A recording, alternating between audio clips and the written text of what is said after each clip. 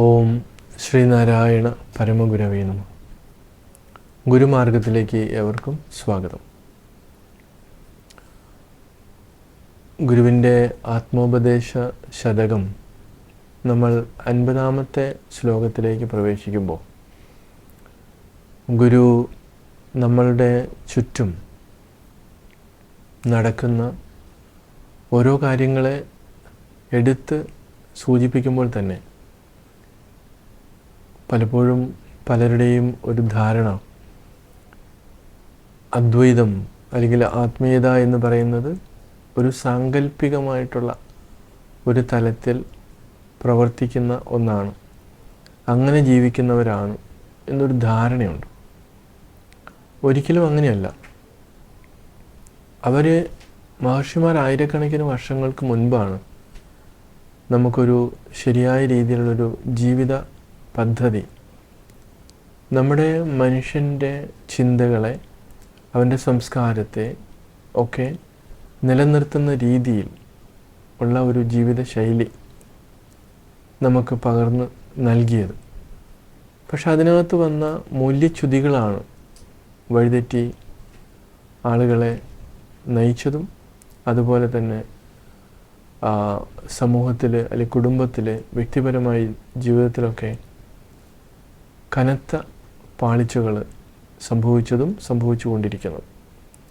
അപ്പോൾ ഇങ്ങനെയുള്ള ഈ മൂല്യച്യുതി നിറഞ്ഞ ഒരു കാലഘട്ടത്തിൽ ആത്മോപദേശ ശതകത്തിൻ്റെ ഉള്ളറകളിലേക്ക് നമ്മൾ ഇറങ്ങിച്ചെല്ലുമ്പോൾ അത് നമ്മുടെ തന്നെ ഉള്ളറകളിലേക്ക് ഇറങ്ങിച്ചെല്ലുന്നതാണ്. നമ്മൾ അങ്ങനെയാണ് അതിനെ കാണേണ്ടത്. അല്ലാതെ ഇത് വേറൊരു വിഷയമായിട്ട് പഠിക്കേണ്ട ഒന്നല്ല. അവനവൻ തന്നെയാണ് ഇവിടെ പുസ്തകമായിരിക്കുന്നത്, മറ്റെല്ലാം വെളിയിലുള്ളതാണ്. അപ്പം നമ്മുടെ മനസ്സിനെ, നമ്മുടെ ബുദ്ധിയെ, നമ്മുടെ ഹൃദയത്തെ നമ്മൾ ശരിയായ രീതിയിൽ കാണുകയും വിശകലനം ചെയ്യുകയും ഒക്കെ ചെയ്യുമ്പോഴാണ് നമ്മുടെ ഉള്ളിലേക്ക് നമുക്ക് ഇറങ്ങി ചെല്ലാൻ പറ്റുന്നത്.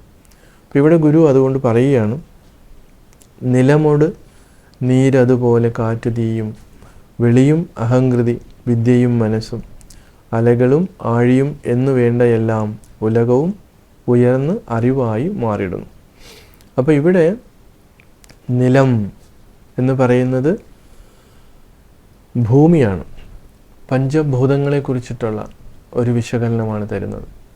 അപ്പോൾ നമ്മളൊക്കെ ഇപ്പോൾ ഒരുപാട് സാമൂഹിക പ്രവർത്തനങ്ങളും പ്രകൃതി സ്നേഹവും ഒക്കെ പറഞ്ഞുകൊണ്ട് ധാരാളം വ്യക്തികൾ അതിൻ്റെ പ്രവർത്തനത്തിൽ ഏർപ്പെട്ട് ജീവിക്കുന്നുണ്ട്.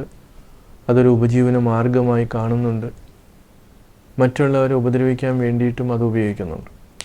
അപ്പോൾ ഇവിടെ ഗുരു ഈ പഞ്ചഭൂതങ്ങളെ, നമ്മൾ ഈ വസിക്കുന്ന ഭൂമി ഉൾപ്പെടെ അതിനെ വിശകലനം ചെയ്തുകൊണ്ട് അതേതിലാണ് നിലനിൽക്കുന്നത് എന്നുള്ളതിനെക്കുറിച്ച് സൂചിപ്പിക്കുകയാണ്.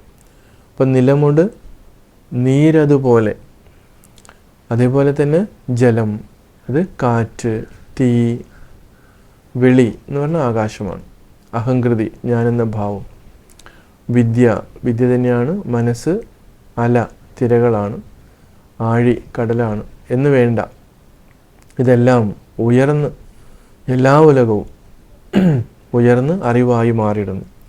അപ്പോൾ ഇവിടെ ഈ പറയുന്ന പഞ്ചഭൂതങ്ങളെല്ലാം തന്നെ നിലനിൽക്കുന്നത് ഏതിലാണ് എന്നുള്ളതിനെക്കുറിച്ചുള്ളൊരു അവബോധമാണ് തരുന്നത്. പലപ്പോഴും ഇങ്ങനെ ഇത് അറിവായി, എല്ലാ ഉലകവും അറിവായി മാറിയിടുന്നു.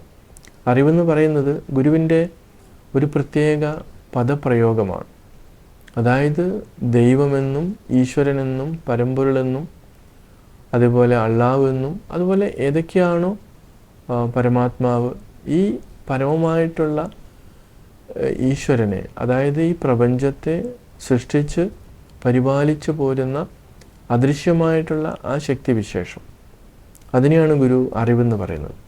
അപ്പോൾ ഇവിടെ ഈ പഞ്ചഭൂതങ്ങൾ ആയിട്ട് കാണുന്നതെല്ലാം ഈ അറിവിലാണ് അല്ലെങ്കിൽ ഈ ചൈതന്യത്തിലാണ് നിലനിൽക്കുന്നത് എന്ന് നമ്മെ ഓർമ്മപ്പെടുത്തുകയാണ്. എന്തുകൊണ്ട്?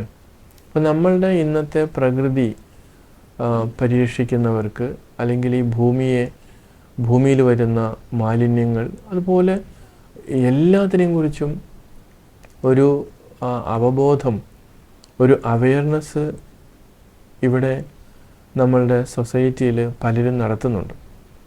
പക്ഷേ അവരാരും തന്നെ ഈ ഒരു അറിവിൻ്റെ തലത്തിൽ നിന്നുകൊണ്ടല്ല അത് പറയുന്നത്. അവർ ഉപരിപ്ലവമായിട്ടുള്ള തലത്തിലാണ് പറയുന്നത്.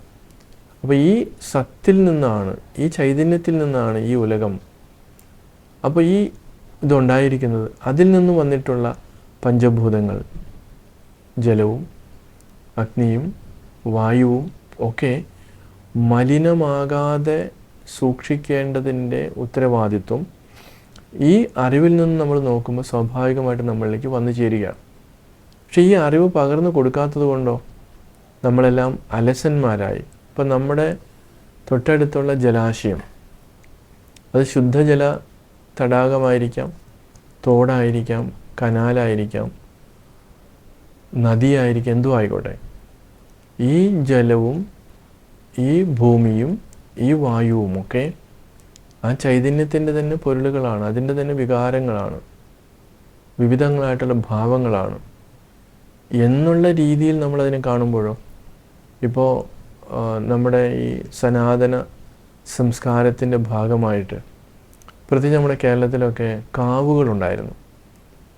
കാവ് ഒരിടയ്ക്ക് അന്ധവിശ്വാസം പരത്തുന്നതാണ് എന്ന് പറഞ്ഞുകൊണ്ട് ഭൗതികവാദികൾ, കാരണം അവർക്ക് മറ്റു വശങ്ങളൊന്നും അറിയില്ല, അവരെ കൺമുമ്പിൽ കാണുന്നതിനെ മാത്രം അവർ കാണുന്നു, വിമർശിക്കുന്നു എന്നുള്ളതാണ്.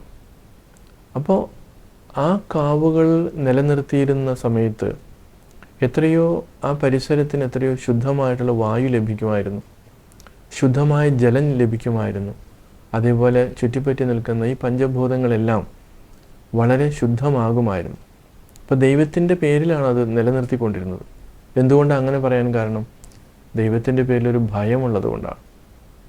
അപ്പോൾ അങ്ങനെ മഹർഷിമാർ ഈ പ്രകൃതിയെ സംരക്ഷിക്കുവാൻ വേണ്ടിയിട്ട്, അവർക്ക് സാധാരണ ആളുകൾക്ക് വലിയ അറിവില്ലെങ്കിലും മഹർഷിമാർക്ക് അറിവുണ്ടായിരുന്നു. അവർ ഈ രൂപത്തിൽ അതിനെ പ്രചരിപ്പിച്ചു കൊണ്ടിരുന്നു. പക്ഷേ ഭൗതികമായിട്ടുള്ള ചിന്തകളൊക്കെ വന്ന സമയത്ത് ഇത് തെറ്റാണെന്ന് ഭാഗികമായിട്ട് അവർ മനസ്സിലാക്കിക്കൊണ്ട് അതിനെല്ലാം നശിപ്പിച്ചു. ഇപ്പോൾ അവർക്ക് വീണ്ടും ബുദ്ധി വന്നു, അവരത് വീണ്ടും നിലനിർത്താൻ ശ്രമിക്കുകയാണ്. അപ്പോൾ ഗുരു പറയുന്നു, ഇതെല്ലാം ആ സത്തിൽ നിന്നാണ് ഉണ്ടായിട്ടുള്ളത്, അതിനെ മാറ്റാതെ മലീമസമാക്കാതെ സംരക്ഷിക്കേണ്ട ഉത്തരവാദിത്വം നമുക്കുണ്ട്.